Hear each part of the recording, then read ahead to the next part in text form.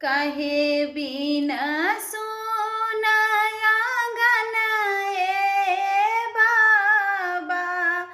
काहे बिना सुन लखरा जी, काहे बिना सुन दुआर ए बाबा, काहे बिना सुन पोखर जी,